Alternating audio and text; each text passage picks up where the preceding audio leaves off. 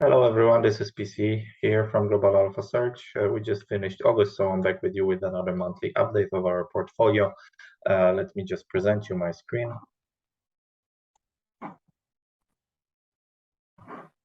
All right, so let's kick off. The epigraph I've chosen for this month is "Don't fight the Fed," because this is exactly the message we got from Mr. Powell and some other Fed speakers at the Jackson Hole conference in the second part of August. During the summer, we had a nice equities rally, which was mainly driven by the expectations that the Fed will pivot, but that is not the case. So clearly, the Fed does not want to see equities rising much from here, given the fact that equities being higher generally loses the financial conditions, and that's not what the Fed wants to see. So let's just move on quickly to the portfolio overview for August. The S&P was down over 4% this month, gold down 3%, long-term treasuries down 6%, and added all up with the appropriate weights for the cycle phase we're in right now, which is the boom phase, adds up to a downturn of our synthetic internal benchmark of 4.5%. Our portfolio lost 2.9%, so we outperformed versus the synthetic internal benchmark, and so we did versus the S&P 500, which is not our official benchmark, but for clear comparison to wide equity markets. I just added the comparisons to the S&P, right? But our major benchmark is obviously the synthetic internal benchmark. On a year-to-date basis, we outperformed quite nicely as well, even though we're down 10% year-to-date. The synthetic internal benchmark is down 12%. The S&P 500 is down almost 18% right now. In terms of portfolio composure, there has not been that many changes throughout August, really, in terms of allocation. At the end of month, we are 44% allocated in pure equities. But if we add the equity ETFs, which is mainly the SPLV, the low volatility S&P 500 ETF, it all adds up to roughly 52% allocation in equities, which is slightly above our 50% benchmark for the cycle phase we are in right now. We still hold a relatively big cash buffer of close to 40%. In terms of exposure, it's mostly stocks, right, 84%.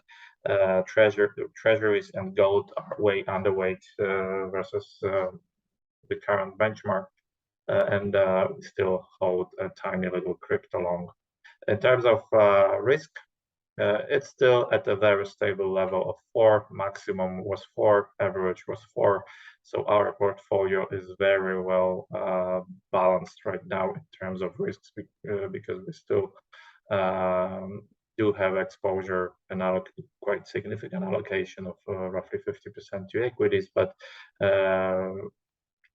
the allocation is lower than what normally would be in a normal equity fund, and this adds some alpha to us throughout the year versus the synthetic internal benchmark. And on the other hand, throughout the year, especially at the start of the year, we have reshuffled the portfolio towards value stocks from growth stocks, given the expected rise in interest rates. Reshuffles this month, not many, but still a few. We closed small longs in WBA and WBD. We partially closed some Rio Tinto as well, and I traded a little bit in and out in Hess, the upstream company, and the US upstream company, and also in the long-term treasuries, as there was quite a bit of volatility seen on the longer part of the yield curve throughout both July and August, so we traded in and out a little bit, but at the end of the month we're still relatively underweight versus our 30% benchmark, which is typical for the boom phase in terms of the tilt ETF, which represents the long-term US treasuries. Pretty much no change in our gold holdings. As I already said, the cash buffer is relatively big, close to 40%. In terms of active return, so our alpha, we outperformed in August both versus the SIB and the S&P 500, and we still outperform versus the SIB on a year-to-date basis, and we kind of heavily outperform the S&P 500 on a year-to-date basis. The reasons are mostly the same. That does not change. I just added point number 5 here, given the fact that we're currently at around 50% allocated in stocks. This still adds some alpha versus the S&P 500 naturally as it goes down, and it's kind of neutral versus our synthetic internal benchmark, which also has a weighing of 50% in equities. The major market drivers that I have seen and which I think are or have been the biggest drivers for both the equity markets and other asset classes as well are as follows. As you already saw, up until mid-August, we had a nice summer rally led by general belief that the Fed will pivot, and the S&P 500 rallied almost 20%, which is a nice little rally from the June trough. Market expectations of future Fed funds levels have shifted clearly to the downside throughout the summer, and this is something the Fed clearly did not like, and we saw it in full grace during the Jackson Hole conference. The Fed speakers stepped up with a slew of hawkish comments. It was not really only the Fed chair, but many other Fed speakers have commented in a very, very hawkish way throughout Jackson Hole conference, and that has obviously poured a bucket of cold water onto the heads of equity investors in the second part of August. Jay Powell's 8-minute speech on the 22nd was basically just the culmination of all that. It was extremely hawkish, and it was clearly aimed at basically not letting equities markets go much higher from here for now. The Fed chair made it very clear that the FOMC is far from making a dovish pivot until they see inflation coming back to their target decisively, and will continue to raise rates until that happens, even at the cost of potentially causing pain, which is basically another word for saying either extremely slow growth for some time or even a recession. Other Fed speakers played the same hawkish game, as I said here, where I would basically stick to 2 major hawks that clearly stood out, which was Bullard and Williams. Williams even said that he thinks that the rates will need to go positive for some time before inflation is fully under control. And what he meant is that the real Fed funds rate, which is the Fed funds deflated by the forward-looking PCE, need to be greater than 50 basis for some times going forward, which basically means that they likely see the Fed funds at a level somewhat above 3.5%. So we need to be paying close attention to their further talk. We will have another FOMC meeting in September. The markets are already pricing in a 75 basis points rate hike with a probability of close to 70%, if I'm not mistaken, at this moment. At the end of month, the 10-year yields will naturally back above 3% after the hawkish Jackson Hole. The stocks gave back half of their summer gains and finished the month at around 4,000 points on the S&P 500. Other important topics that I have seen throughout not only August but most of the summer was basically the ongoing EU energy crisis. This is something that the EU will have to confront throughout all of this autumn and winter.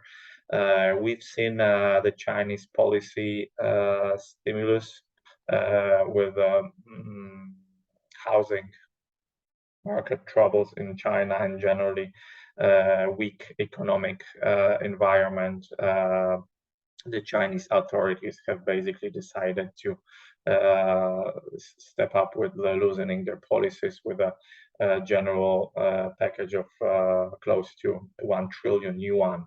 So this is somewhat supportive, obviously, and it's kind of in opposition to what is happening right now in the Western markets, where generally the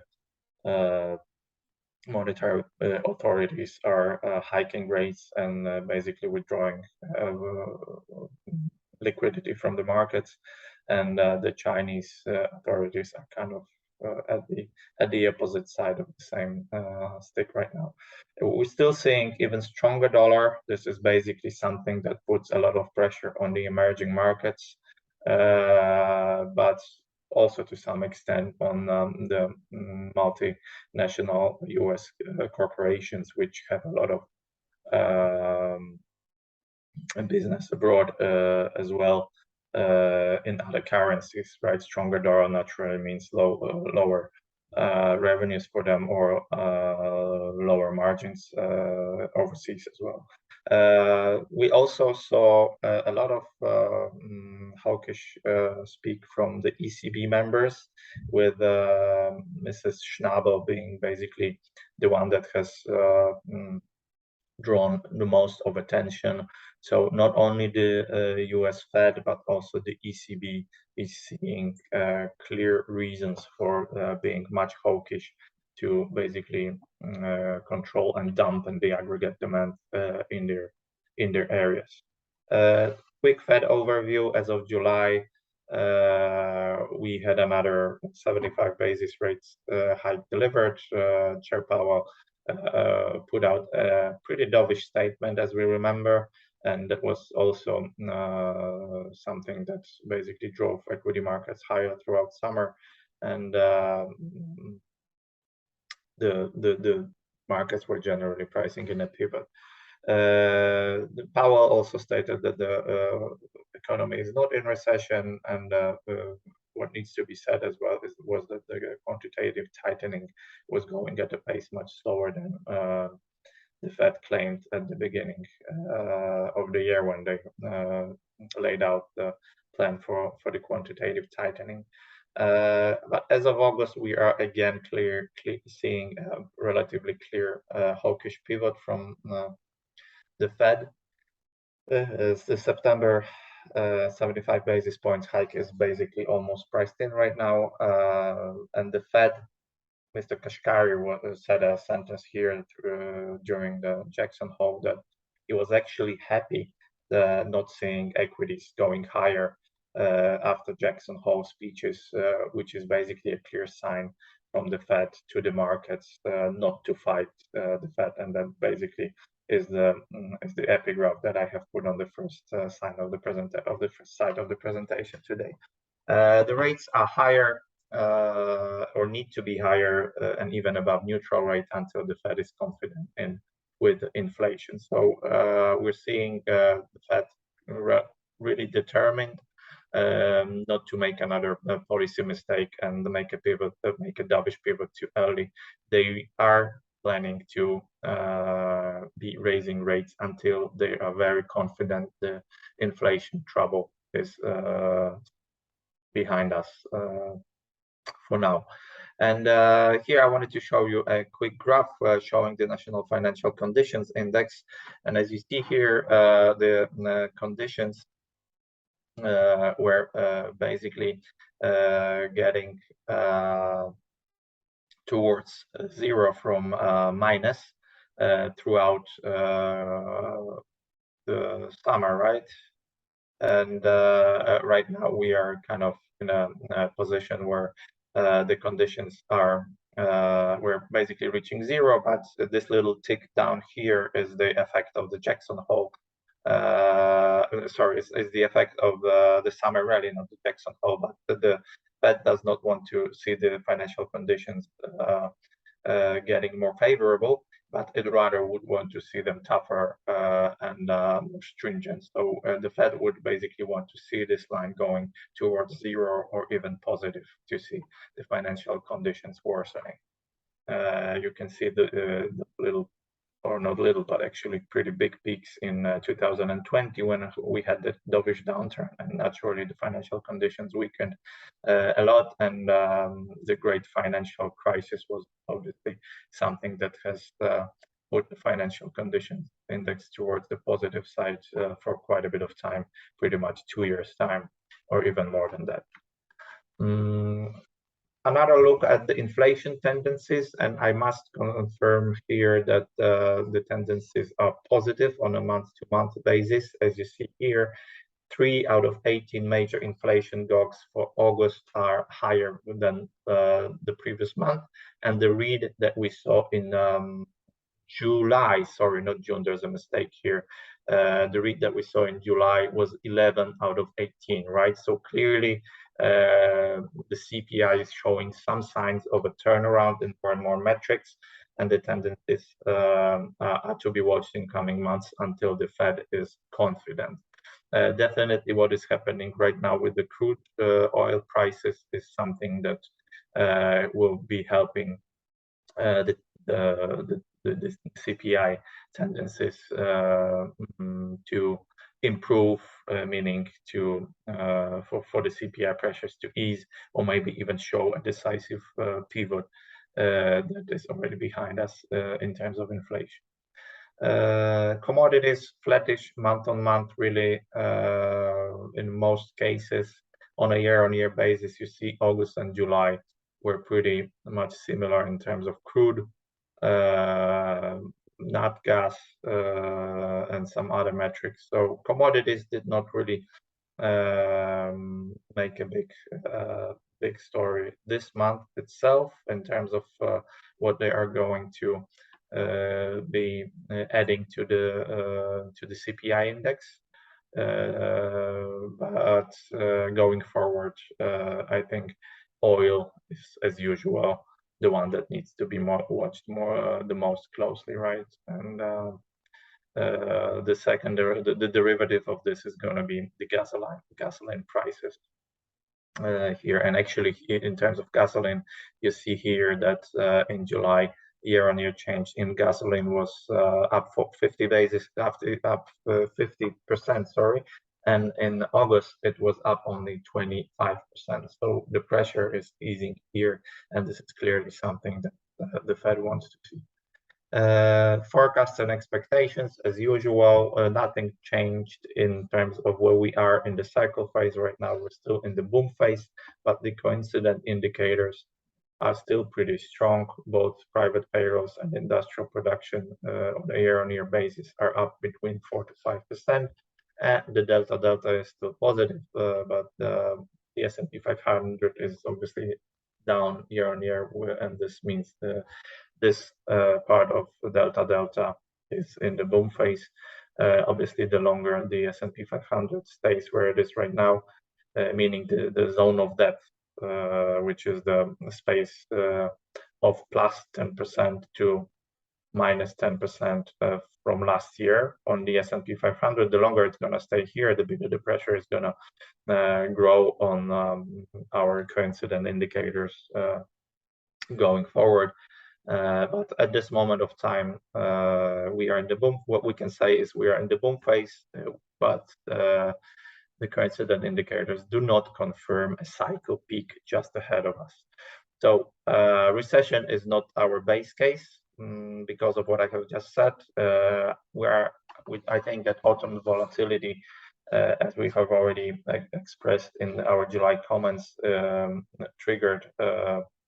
were already triggered at the Jackson Hole, and I think there's basically some more volatility to come in autumn. I wanted to stick your attention to the valuations, which are pretty interesting right now. The PE's compression, I think, is still stemming from higher risk-free rates, and it might continue, although not to the extent that happened in the first half of 2022, when the rise in the yields was just shocking to markets. Right now, we're still again above 3% in terms of the 10-year yield, but the markets are kind of more acquainted with the situation right now, so I don't think it's just going to cause such big volatility as it did in the first half of the year. The risks of downside forward EPS adjustments are rising, in my view, which would be a recession case, given the Fed determination in raising rates. But as of now, are not confirmed. The earnings season was quite good again. Most of the companies have surprised to the upside, both on the revenue side and in terms of earnings per share. What is possible is kind of an earnings recession, which is not really a recession in the whole economy, but rather a recession in terms of the corporate profits. But as of now, the forward consensus estimates do not confirm it, as Yardeni research shows in some of their in one of their pieces as of kind of second part of August. So it's exactly 22nd of August. The forward EPS for end year 2022 in terms of on consensus basis is 225, and for next year is 244 almost, which is still a growth of 8% on a year-on-year basis. So summing it all up, I still think that a fair value year-end 2022 S&P target is somewhere slightly above 4,000 to 4,100. That's what I put here, which is basically a multiplication of the current forward P for the index, which is slightly less than 18 times, by the year-end forward EPS consensus, which is now 225, right? I do see some potential upside here from these levels if we should continue to see further easing of inflation pressures, which will obviously cause the Fed not being that hawkish as it was during the Jackson Hole. If that happens, I think that by the end of the year, we do have upside from this end of year target of 4,000 or 4,100 on the S&P 500. We're staying cautious. We're staying exposed to equities to no more than 50, small 50% to 50%, but we will most possibly be lowering allocation if the situation changes and if we start seeing a potential cycle peak ahead. That's the situation for now. Most of our companies are value stocks right now that have very sound balance sheets, very good cash flows, and have relatively low beta to the market. And this is basically how the portfolio is going to stay for the foreseeable future. In terms of gold and tilt exposure, I do plan to stay underweight for me to increase exposure into long-term treasuries. I need to see a clear pivot in inflation, just as the Fed does. This is not happening for now, and the Fed does not confirm it, so I will just stay underweight versus the synthetic internal benchmark in terms of our tilt exposure. Gold is kind of not performing as it should be for this period of the cycle, so I'm pretty okay with staying underweight versus the benchmark as well. It's moving sideways mostly right now, with a tendency to go lower even over the last couple of weeks, so I do not plan any changes here. Thank you for today. I hope you found the presentation informative. As I say, always please be patient and resilient through turbulences, and I hear you in a month from now. Thank you very much. Bye-bye.